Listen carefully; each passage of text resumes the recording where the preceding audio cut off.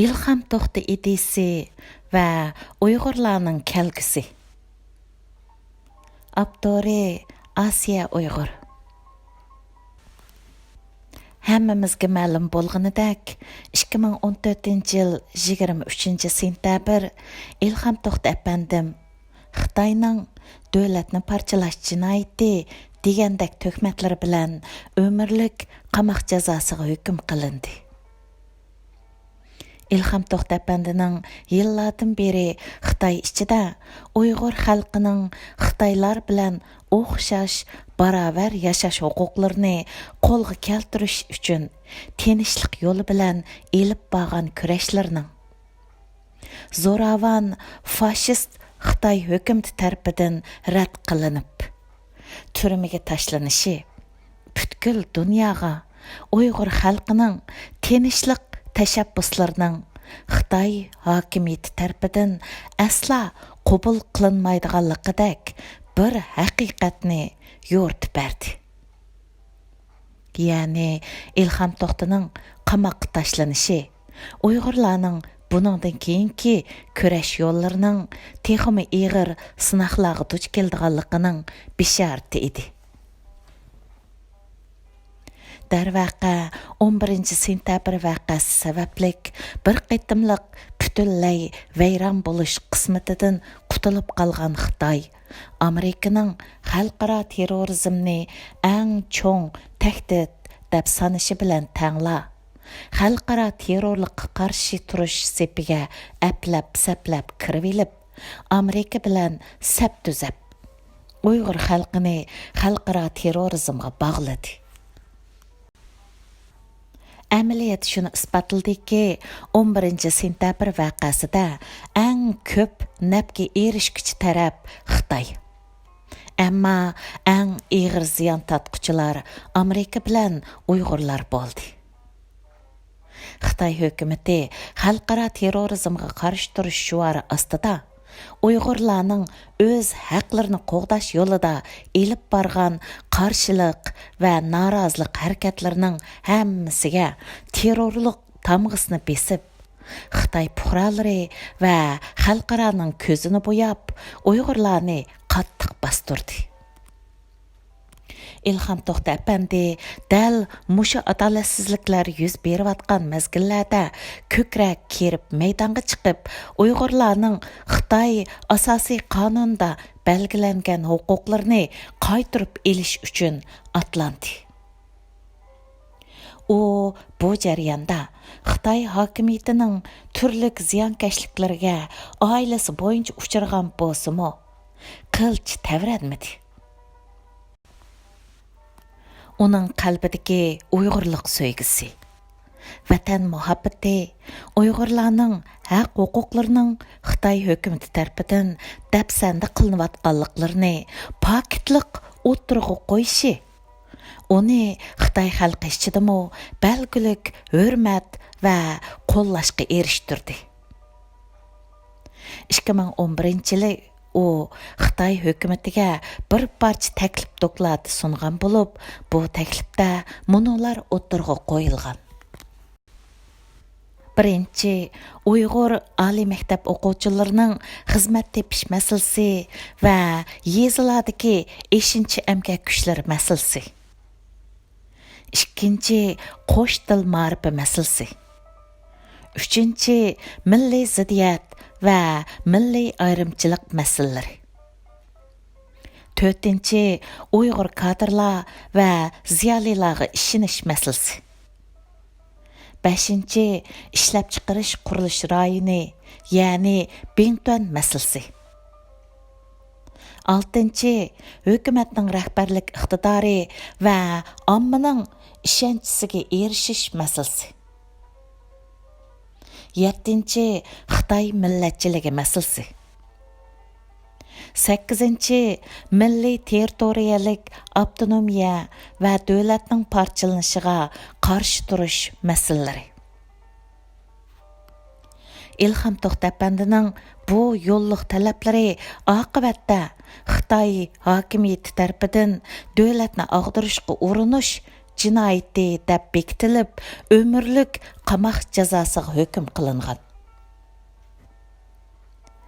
Uyghur xalqi bugünkidek Xitoy faşistlar tarafidan irqiy yo'qotishga uchrayotgan davrda İlham Toxti әпәндімнің xalqaroliq turlik tinchlik mukofotlariga erishishi va nomzod ko'rsatilishi Uyghurlarning haqiqatan Xitoy hukumati tarafidan kuchlik bostirishga uchrayotganligini isbotlab qolmasdan, balki xalqaro jamiyatning Uyg'urlar vaziyatiga bo'lgan diqqatini texmi kuchlantiryotdi.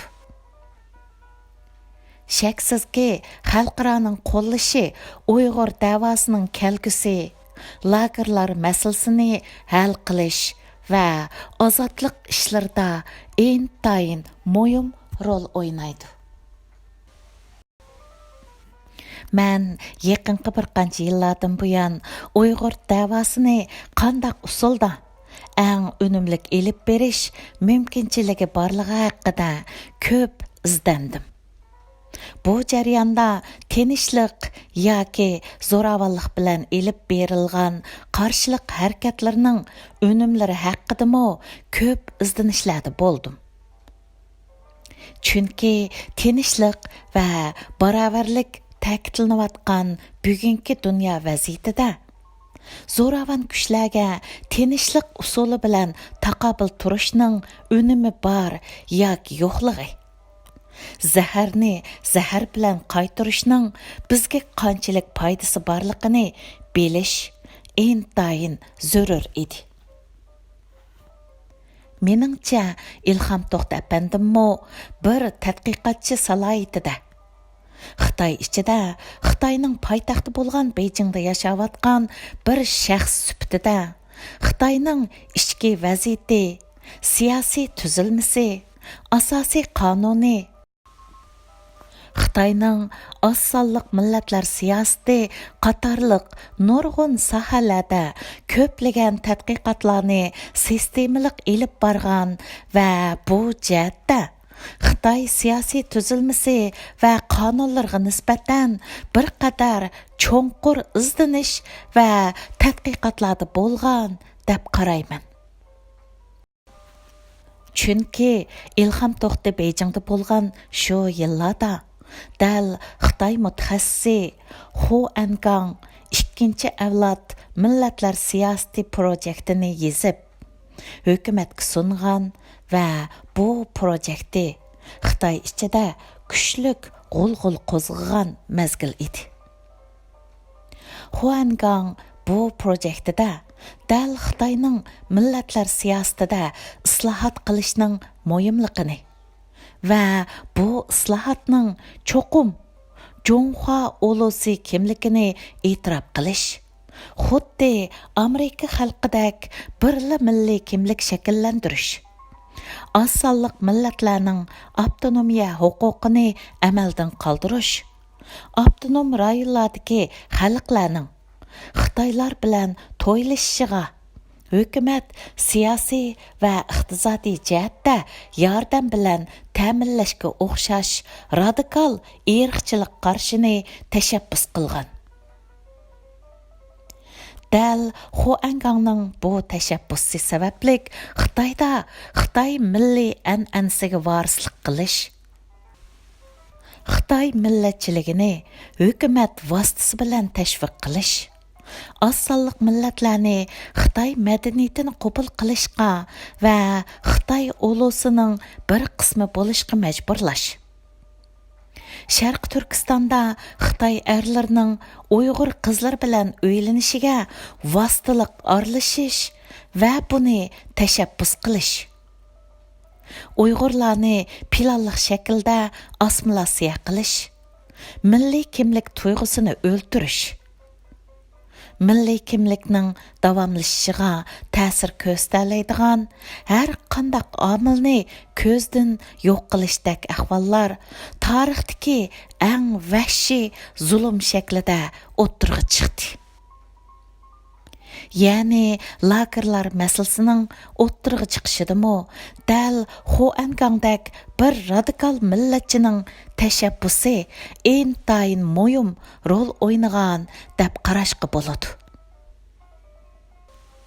Demak, bu voqealarga ustoz İlham Toxti shohid bo'ldi va bu ig'ir zulmdan xalqimizni qutuldirishning yo'li, yanala haq huquqlarimizning dafsanda qilinganligini, bir inson sifatida erishishga tegishlik barliq huquqlarimizning Xitoy hokimiyati tarafidan majburiy tortib olinganligini dunyoga va Xitoy fuqarolariga anglatish bilan dunyo miqyosida jamoat fikri hosil qilish orqali vujudga keladiganligini tushungan.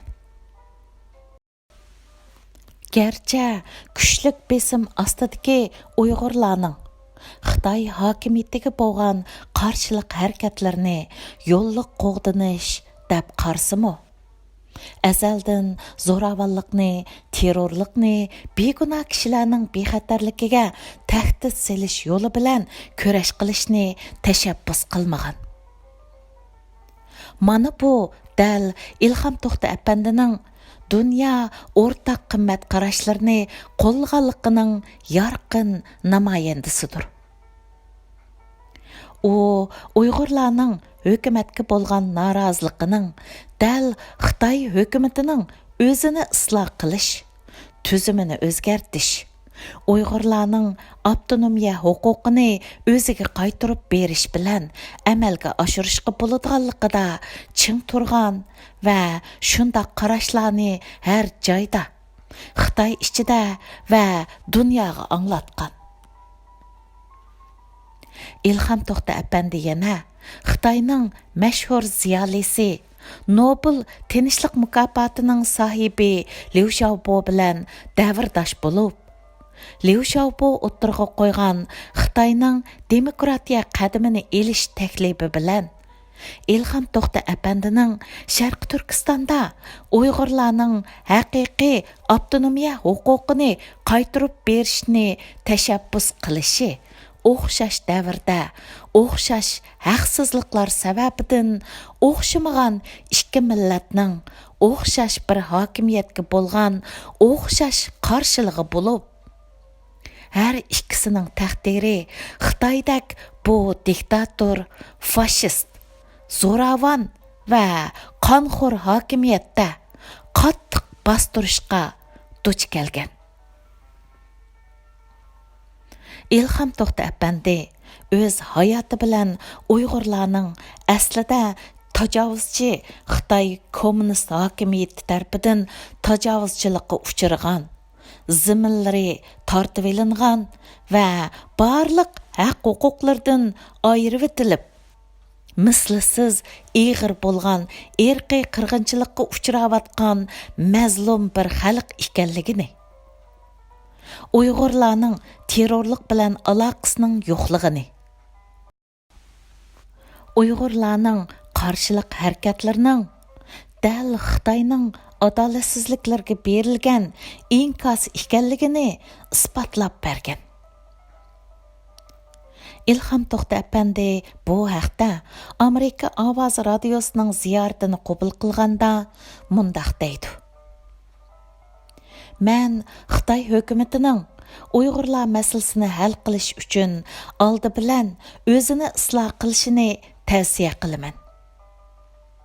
Agar Uyg'urlarning haq huquqlari qaytarib berilmaydigan va Uyg'urlarga qartilgan bu yo'qotish siyosatlari davomlashadigan, undaqda kelgusida Xitoy hokimiyati bugungidan nechasi kuchli bo'lgan Uyg'urlarning qarshilik harakatlariga yuzlanishi kerak.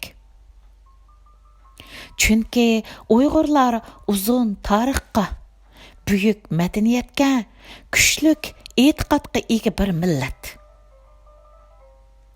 Agar ularning qimmat qarashlariga hurmat qilinmaydi ekan, undaqda bu qimmat qarashlarni qo'g'dash uchun ular tarixdagi eng zo'r ittifoqlikni shakllantirishi shundaqla nihoyatda zo'r kuch bo'lib shakllanib, Xitoy hukumatiga tasavvur qilg'isiz qarshiliklarni ko'rsatishi mumkin.